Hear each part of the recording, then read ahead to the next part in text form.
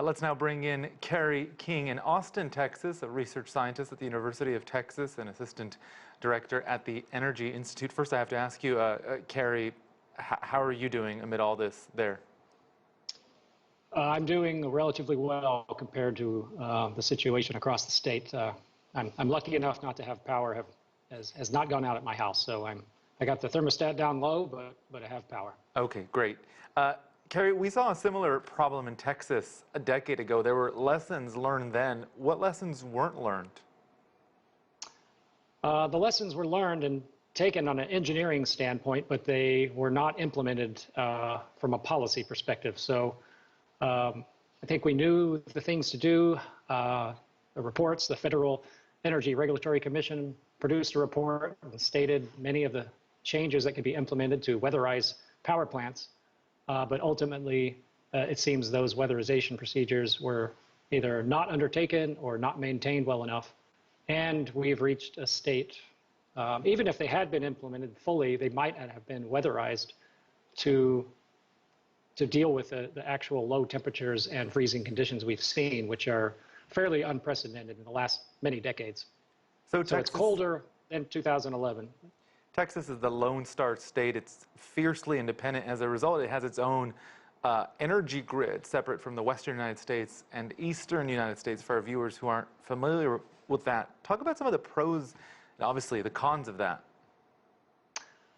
Right. So the pros are Texas is relatively large. So we have windy areas for wind farms, sunny areas for solar farms, produce natural gas, produce some coal. So you can have a lot of power generation within the state boundaries and within ERCOT, which is most of the state of Texas. So that's the pros. If you implement policies, you can, such as expanding transmission lines to wind areas that occurred over a decade ago, you can implement these policies relatively quickly by only having to deal with one legislature, that is the state of Texas. So that's kind of the pros. You can do things quickly when you need to, so hopefully we'll do that now. The cons are, again, you're a slightly smaller grid. We're about 10% of all electricity consumption in the United States, so it's not extremely small. It's not like Hawaii. But if problems do occur within ERCOT, there is a limited ability to take power from the other grids, so that's the obvious con that we're experiencing now.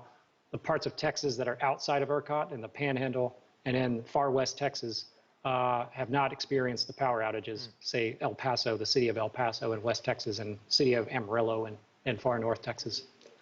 This is a state of 30 million people, roughly, an energy state. Critics of wind energy are saying this is because the wind turbines froze. Are there political factors driving that criticism, which I understand you argue is wrong anyway? Yeah, so certainly wind turbines, some froze up, and that's part of the issue, but it's definitely not the entire story. We have problems with power generators, natural gas power plants. One of the nuclear reactors, 1 out of 4, went down. So there's been power outages across types of technologies. We need to understand how to harden each technology. And yes, I think some of the discussions, perhaps politically motivated, I don't think it's useful to use what I call the energy narratives of fossil energy versus renewable energy. I don't think that's what we need to be doing, because the grid is a system. It integrates all of these technologies. Each one has pros and cons associated with it in terms of its characteristics. So yeah, we just need to understand how to keep the grid operating with all technologies. Do you think this will change the national energy debate?